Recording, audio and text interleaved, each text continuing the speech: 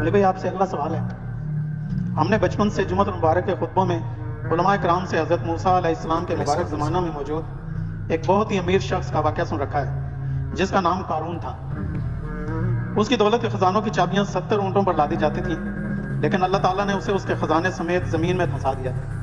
وَلِعَوْذُ بِاللَّهِ تعالیٰ. قرآن و سنت کی روشنی میں اس واقعہ کی تفصیلات سے بھی پلیز آگاہ فرمائیں. دیکھیں یہ واقعہ بہت اہم ہے. قرآن حکیم میں چند عبرت آموز جو واقعات ہیں ان میں سے ایک واقعہ قارون کا ہے. سورۃ المؤمن جسے ہم سورہ غافر کہتے ہیں، اس کے اندر بھی اللہ تعالیٰ نے سیدنا موسیٰ علیہ نبینا علیہ السلام کا جب ذکر خیر کیا تو فرمایا کہ ہم نے موسیٰ علیہ السلام کو فرعون، حامان اور قارون کی طرف پیغمبر بنا کے بھیجا، یعنی ان کی پوری قوم کی طرف بھی. لیکن وہ ڈومیننٹ سرداروں کے نام اس لیے لیے جاتے تھے کہ وہ لیڈرشپ کے اوپر فائز ہوتے تھے. تو فرعون کا تو سب کو پتا ہے، حامان اس کا وزیر تھا. یہ قارون جو ہے نا، یہ اس اعتبار سے بڑا امپورٹنٹ تھا کہ قارون جو ہے یہ موسیٰ علیہ السلام کا کزن لگتا تھا رشتے میں. یہ تورات میں ہمیں اس کی ڈیٹیل ملتی ہے اور قرآن بھی اس کو سپورٹ کرتا ہے. وہ میں سورۃ القصص سے آپ کو انشاءاللہ آیات پڑھ کے بھی بتاؤں گا. تورات میں ہمیں یہ ملتا ہے کہ یہ حضرت موسیٰ علیہ السلام کا کزن تھا، بنی اسرائیل میں سے تھا، آل فرعون میں سے نہیں تھا. لیکن جس طرح یہاں پہ بھی آپ کو پتا ہے جب گورے آئے تو انہوں نے ہمارے بڑوں کو خریدا، تو وہ غلام تو گوروں کے ہوتے تھے، حکمرانی ہم پہ مسلمانوں کے نام سے کر رہے ہوتے تھے وائسرائے کی شکل میں. اور یہ آج آپ کو جتنے بڑے بڑے لینڈ لارڈ ملتے ہیں، یہ وہ ہیں کہ جن کے آباء و اجداد نے غداریاں کی ہیں مسلمانوں کے ساتھ. اس کے ریوارڈ کے طور پہ انہیں انگریزوں نے کہا کہ جی آپ صبح سے شام تک گھوڑا دوڑائیں، جدھر تک پہنچ جائیں گے ساری زمین آپ کی، یہ جو ہزاروں کے نال لوگوں کی نکل رہی ہے. تو اسی طریقے سے جو حضرت موسیٰ علیہ السلام کا یہ کزن تھا قارون، یہ ہے بنی اسرائیل میں سے تھا، لیکن حکومت کے ساتھ ملا ہوا تھا. اور بجائے یہ کہ بنی اسرائیل کی کوئی بہتری کی بات کرتا، الٹا یہ بنی اسرائیل کے اوپر ظلم ڈھاتا تھا اور فرعون کا آپ سمجھ لیں ایک وزیر کی حیثیت سے تھا. سورۃ القصص کے اندر اللہ تعالیٰ نے اس کا واقعہ ڈیٹیل سے بیان کیا ہے. سورۃ القصص سورت نمبر ہے 28 اور پارہ نمبر 20 کے اندر آپ بالکل اینڈ پہ چلے جائیں نا، آیت نمبر 76 سے آنورڈ. اعوذ باللہ من الشیطان الرجیم، بسم اللہ الرحمن الرحیم. ان قارون کان من قوم موسیٰ، بے شک قارون موسیٰ کی قوم میں سے تھا. اب یہ قرآن نے سپورٹ کر دیا کہ وہ آل فرعون میں سے نہیں تھا، ہے بنی اسرائیل میں سے تھا. اور تورات میں ڈیٹیل ملتی ہے کہ وہ ان کا چچا زاد لگتا تھا. پیغمبر کا رشتہ دار بھی ہے، کافر ہے تو مردود ہے. ہمارے محبوب علیہ السلام کا رشتہ دار ابو لہب مردود ہو گیا. فبغى علیہم، لیکن اس نے بغاوت کی ان کے اوپر. وآتیناہ من الکنوز ما ان مفاتحہ لتنوء بالعصبۃ اولي القوہ. اللہ فرماتا ہے ہم نے اس کو ایسے خزانے دیے تھے کہ جس کی چابیاں ایک بہت بڑی جماعت اٹھاتی تھی.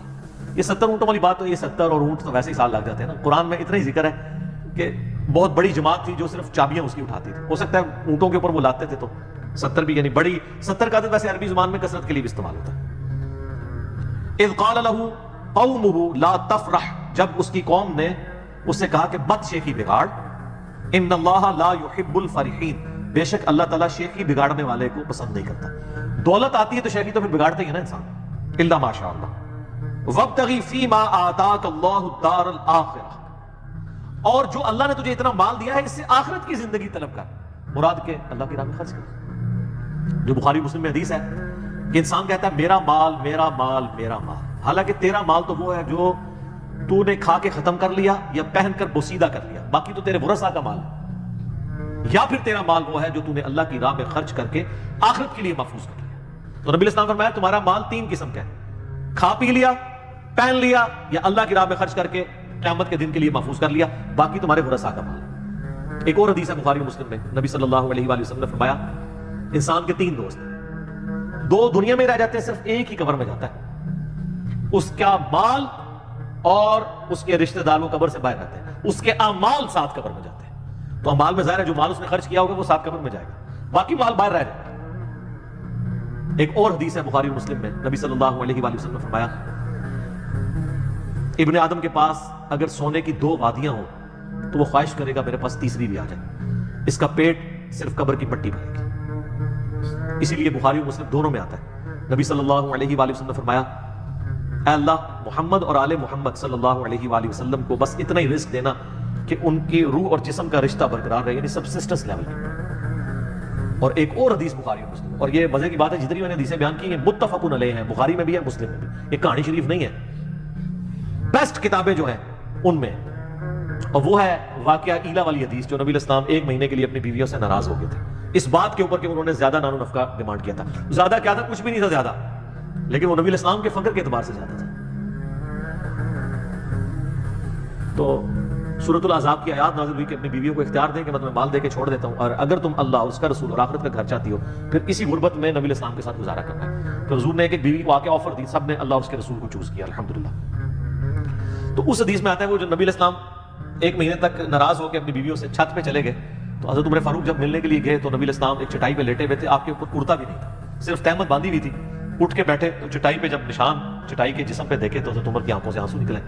کہا یا رسول اللہ، آپ اللہ کے رسول ہیں اور کیسر و کسرا دنیا کے مزے لوٹ رہے ہیں، اتنی بڑے بڑے ان کے محلات ہیں اور آپ تو اللہ کے رسول ہیں، یعنی آپ کو یہ سب کچھ ملنا چاہیے تھا. تو نبی علیہ السلام نے بہت زبردست جملہ بولا، آپ فرمایا عمر لگتا ہے کہ دنیا کی حقیقت ابھی بھی تجھ پہ نہیں کھلی. کیا تم اس بات پہ خوش نہیں ہو کہ کیسر و کسرا یعنی رومن اور پرشین امپائر کے جو شہنشاہ ہیں وہ دنیا کے مزے لوٹیں اور ہم آخرت کی سعادت لوٹ لیں؟ اندازہ کریں. حضرت عمر کو کہا جا رہا ہے ابھی لگتا ہے دنیا کی حقیقت تم پہ نہیں کھلی، لیکن سر اس واقعے کے بعد پھر حضرت عمر پہ کھل گئی.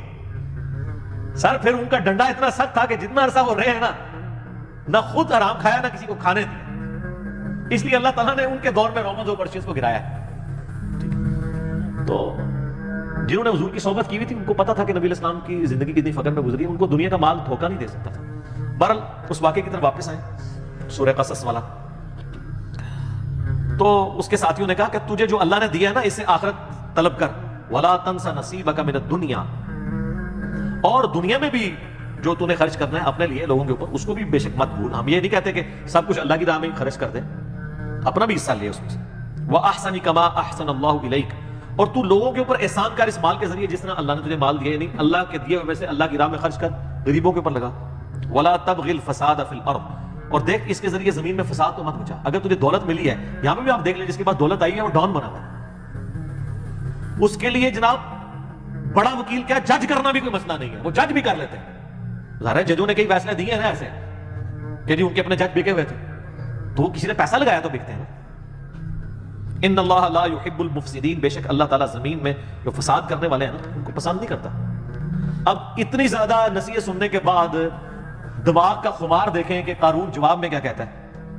قال انما اوتیتہ علی علم عندی، وہ کہنے لگا یہ جو کچھ مجھے حاصل ہوا ہے یہ تو میرا کمال ہے، یہ میرے علم کی بدولت ہوا ہے، میرے پاس جو ہنر ہے، میں بڑا یعنی ہوشیار آدمی ہوں، میں نے بڑی چلاکی کے ساتھ بڑے صحیح ٹائم پہ انویسٹمنٹ کر کے جناب فلانی جگہ پلاٹ لے لیا سیدھے. آج جناب میرے سانسیں اتنے ہوئے ہیں، آج کل ٹی وی پہ آپ سوشل میڈیا پہ دیکھ رہے ہیں نا، بڑے بڑے شریف لوگوں کے سانسیں ڈسکس ہو رہے ہیں جو دنیا کو یہ بھاشن دیا کرتے تھے کہ فلاں حرام خور ہے، فلاں کی جداد اتنے گناہ ہوگی، اپنی جدادیں آئی ہیں. اور جو لوگوں کہتے تھے ان کی تلاشیاں لو، اب یہ بھی اپنی تلاشیاں دے نا، نام لیے بغیر. تو جو لوگوں سے تلاشی مانگتا ہے اس کو اپنی تلاشی دیتے ہوئے کوئی غصہ نہیں کھانا چاہیے، اس کو کہنا چاہیے جناب یہ میرا منی ٹریل ہے، یہ دیکھیں جناب. اس کی بجائے یہ کہنا شروع کر دے نہیں اس کو بھی دیکھو یہ وہی ہے کہ پتر تو کیوں فیل ہوا ہے، ابا جی تھوڑے دوست کا منڈا بھی فیل ہو گیا ہے. بھائی اگر ابا جی کے دوست کا بیٹا فیل ہوا ہے تو اس کی وجہ سے تیرا فیل ہونا جسٹیفائی نہیں بیٹا، یہ کوئی جسٹیفیکیشن نہیں ہے. بہرحال وہ کہنے لگا میرے پاس علم ہے خاص جس کی وجہ سے، اسی لیے ہمیں دعا سکھائی گئی ہے. سنن ابن ماجہ میں حدیث ہے نا کہ فجر کے بعد نبی علیہ السلام کیا دعا کرتے تھے، اللہم انی اسألک علما نافعا ورزقا طیبا وعملا متقبلا، میں ایسا علم تجھ سے مانگتا ہوں جو نفع ہو، اور رزق مانگتا ہوں جو پاکیزہ ہو، اور عمل ایسا مانگتا ہوں جو تیری بارگاہ میں قبول بھی ہو، ریاکاری کی نظر نہ ہو جائے. کتنی پیاری دعا ہے. علم نفع والا، نقصان والا نہ. علم دین بھی نقصان بن سکتا ہے اگر آپ اس کو بیچنا شروع کر دیں، اور عمل بھی، نیک عمل بھی آپ کے لیے نقصان کا باعث بن سکتا ہے اگر اس کے اندر ریاکاری آ گئی، دکھلاوا. یہ تو بلادہ سے ایک ٹاپک ہے. اللہ تعالیٰ فرماتا ہے اولم یعلم ان اللہ قد اہلک من قبلہ من القرون، کیا قارون نے یہ نہیں دیکھا تھا کہ بے شک اللہ تعالیٰ نے اس سے پہلے بھی کئی قومیں ہلاک کر دی. من ہوا اشد منہ قوۃ واکثر جمعا، جو اپنی قوت اور مال جمع کرنے کے اعتبار سے قارون سے بھی زیادہ مال تھا ان کے پاس. اللہ تو وہ ہے جس نے ان کو بھی ہلاک کر دیا تھا، تو یہ قارون کو اپنے جو مال کے اوپر اتنا بڑا زوم ہے کس بنیاد پہ تھا. ولا يسأل عن ذنوبهم المجرمون، اور جو مجرم ہیں ان سے ان کے گناہوں کے بارے میں نہیں پوچھا جائے گا. یہ نہیں پوچھا جائے گا. یہ لٹریچر کی زبان میں بات ہو رہی ہے کہ اللہ تعالیٰ کو پوچھنے کی ضرورت نہیں ہے, اس کو پتا ہے کہ انہوں نے کیا کرتوت کی ہے. یعنی جب عذاب آئے گا تو پھر نہیں پوچھا جائے گا کہ حضرت صاحب عذاب لے آئیے تھوڑے, بغیر پوچھے اٹھا کے تو اللہ تعالیٰ ان کو تباہ و برباد کر دے گا. اور یہی قارون کے ساتھ ہوا ہے. جناب سنیں, یہ بھی ڈراپ سین آ رہا ہے اس کا. فخرج علی قومہ فی زینتہ, تو ایک دن وہ بڑی زینت کے ساتھ, آج کے دور میں آپ کہہ لیں کہ جی بڑی مہنگی گاڑی کے اندر بڑے مہنگی گھڑی پہنے ہوئے اور بڑے مہنگے جوتے اور کپڑے پہنے ہوئے نکلا. قال الذین یریدون الحیاۃ الدنیا, تو وہ لوگ جو دنیا کی زندگی کے طلبگار تھے وہ کہنے لگے یا لیت لنا مثل ما اوتی قارون, کاش ہمیں بھی اتنا مال ملتا جو اللہ نے قارون کو دیا. یہاں پہ بھی آپ دیکھ لیں نا, کسی کی فلم بھی کامیاب ہونا وہ کہتا ہے اللہ کا فضل ہے. جس نے حرام خوری سے بہت زیادہ پلاٹ بنا لیا وہ کہتے ہیں کہ اللہ کا فضل ہے, تھوڑے سے مال میں اللہ نے برکت دی ہے, میں تو کچھ بھی نہیں سامنے ایک فضل ہے. تو ڈیپ ڈک کرو تو پتہ لگے کتنے کتنے کام پائے نے اتنے تک پہنچنے سے. بعض لوگ ناراض ہوئے ہیں. میں نے یہ جو دعویٰ کیا تھا نا کہ جو بھی ارب پتی ہے نا میرے بھائی, کہیں نہ کہیں اس نے ڈنڈی ماری ہے. رزق, حلال رزق کے اوپر کوئی شخص اتنا اوپر نہیں کبھی جا سکتا, کہیں نہ کہیں اس نے کمپرومائز کیا ہے اصولوں کے. تو اس کے نا جواب میں کئی لوگوں نے نیچے کمنٹس کیے کہ علی بھائی اس کا مطلب ہے آپ یہ کہہ رہے ہیں کہ حضرت عثمان نے بھی کیا ہے. یہ یار بات کر رہے ہیں تواڈے بابیاں دی, تسی پہنچ گئے ہو خلفائے راشدین ہوتے, ٹھیک ہے, ہم تو آپ کی بات کر رہے ہیں. ان کی تو سند نازل ہوئی ہوئی ہے قرآن و سنت میں, اور دوسرا ان کے پاس وہ مال نہیں تھا جو آپ کے پاس مال ہے. خلفائے راشدین کا تو سارا مال جمع کریں تو ایک ایک پراپرٹی ڈیلر کے پاس زیادہ مال موجود ہے. تو ان کی مثال آپ لوگ کیوں دیتے ہیں؟ آپ اپنی بات کریں کہ آپ نے کہیں نہ کہیں جو ہے وہ لوگوں سے ناجائز زمینیں ہتھیا کے اپنے مال کو ڈبل کیا ہے, کہیں پہ سودی قرضے لیے ہیں, کہیں بدماشی سے ہتھیایا ہے, کہیں پہ فائلوں کو پہیے لگائے ہیں. تو خود بول کے لوگ کہتے ہیں.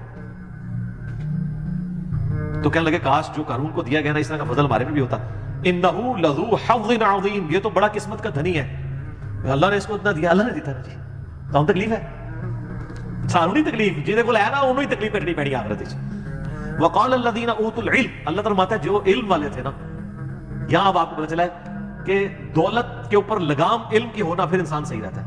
اللہ تعالیٰ فرماتا ہے جن کو اللہ نے علم دیا تھا نا, جب انہوں نے ان کی یہ بات سنی نا کہ یہ بڑا خوش نصیب, انہوں نے کہا ویلکم ثواب اللہ خیر لمن آمن وعمل صالحا, ان کا تمہاری خرابی ہو, اللہ کے حضور جو اجر ہے وہ اس سے بہتر ہے ان لوگوں کے لیے جو ایمان لائے اور نیک اعمال کیے.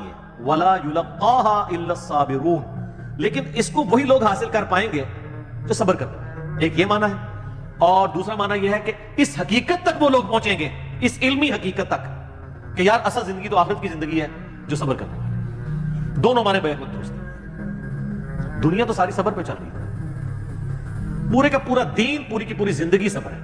تین چیزوں پہ آپ نے صبر کرنا ہے. اللہ کی طرف سے شریعت کی پابندی جو ہے نا اس پہ صبر کرنا ہے. فجر کے وقت اٹھنا, سردیوں میں غسل کرنا, گرمیوں کے روزے رکھنا, صبر کرنا پڑے گا. دوسرا صبر ہے حرام خوری سے بچنا, حرام کاموں سے بچنا, نگاہوں کی حفاظت کرنے کے لیے آپ کو حرام سے بچنے کے لیے صبر کرنا پڑے گا, اپنے نفس پہ جبر کرنا پڑے گا. رزق کے حرام سے بچنے کے لیے صبر کرنا پڑے گا. اور تیسرا صبر ہے اللہ کی طرف سے آئی ہوئی تکلیف کے اوپر صبر کرنا. وہ تو سب سے مشکل کام ہے. ظاہر ہے کہ رزق حلال میں پھر آپ عیاشی کی زندگی نہیں گزاریں گے, دو میں جان نہیں مٹھے باؤ, انج نہیں ہوئے گا. فخسفنا به وبداره الارض, تو اللہ تعالیٰ ہمارا ہم نے اس کو اس کے محل سمیت, خزانے سمیت زمین میں دھسا دیا. فما كان له من فئة ينصرونه من دون الله, پھر اس کے پاس کوئی ایسی فوج نہیں تھی, کوئی ایسی جماعت نہیں تھی جو اللہ کے مقابلے میں اس کی مدد کر سکتی. وما كان من المنتصرین, اور نہ ہی وہ بدلہ لے سکتا تھا کوئی اللہ تعالیٰ سے اس کے اس معاملے میں. سر وہ تیسرے پارے کے اینڈ میں بھی آیا نا, اللہ فرماتا ہے ہم نے قوم سمود کو تباہ کر دیا, ولا یخاف عقباہا, اور ہمیں کوئی ڈر نہیں ہے اگر ہم نے کسی کو برباد کر دیا کہ کوئی آگے ہم سے بدلہ لے لے, کیونکہ ہم جس کو کر گزرے تو ہم سے تو کوئی نہیں پوچھ سکتا. یہ وہی چیز ہے, اللہ تعالیٰ کوئی اس کی مدد نہیں کر سکے جماعت. اب آگے دیکھیں کیا ہوا. وَأَصْبَحَ الَّذِينَ تَمَنَّوْا مَكَانَهُ بِالْأَمْسِ, وہ لوگ جو کل تک یہ تمنا کر رہے تھے کہ یار ساڈے کو بھی قارون جتنا مال ہوتا, اللہ فرماتا ہے اگلے دن کیا ہوا. یقولون وَيْكَأَنَّ اللَّهَ يَبْسُطُ الرِّزْقَ لِمَن يَشَاءُ مِنْ عِبَادِهِ وَيَقْدِرُ, وہ کہنے لگے ہائے افسوس, بھئی اللہ ہی ہے جس کے لیے چاہے رزق کو کشادہ کر دے اور جس کے لیے چاہے رزق کو تنگ کر دے. لولا امن اللہ علینا, اگر ہم پہ اللہ کا فضل نہ ہوتا, لخسف بنا, تو ہم بھی زمین میں دھسا دیے جاتے.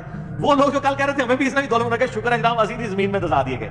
ایک دن بعد ہی رزلٹ جب سامنے آیا نا, سر یہی ہونا ہے جو مولا علی کا قول ہے کہ انسان سویا ہوا ہے, جیسے ہی مرے گا جاگ جائے گا. او یہ کیا ہوا, یہ دنیا میں اللہ نے ان کو جگایا. ایک دن پہلے کہہ رہے تھے ہمیں بھی قارون جیسی دولت ملے, اور اگلے دن کیا کہہ رہے ہیں, شکر ہے یار اسی خرید بھی چنگے ہیں. یہ تو مارا گیا اپنی دولت سمیت, وہ دولت اس کو بچا سکی نہیں. وَإِكَأَنَّهُ لَا يُفْلِحُ الْكَافِرُونَ, ہائے افسوس کبھی بھی ناشکرے لوگ کامیاب نہیں ہو سکتے. یہاں کفر سے مراد ناشکرے لوگ ہیں.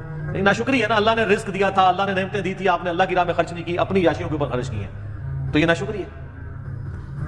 ٹھیک ہوگا جی. اللہ تعالیٰ سے دعا ہے جو حق بات میں نے کہی اللہ تعالیٰ ہمارے دلوں میں راسخ, اگر جذبات میں میرے منہ سے کوئی غلط بات نکل گئی اللہ تعالیٰ ہمارے دلوں سے ہی محو کر ہمیں کتاب و سنت کی تعلیمات پر عمل کر کے دوسرے بھائیوں تک پہنچانے کی توفیق عطا فرمائے. سبحانک اللہم و بحمدک, اشہد ان لا الہ الا انت, استغفرک و اتوب الیک, وما علینا الا البلاغ المبین. جزاکم اللہ خیر.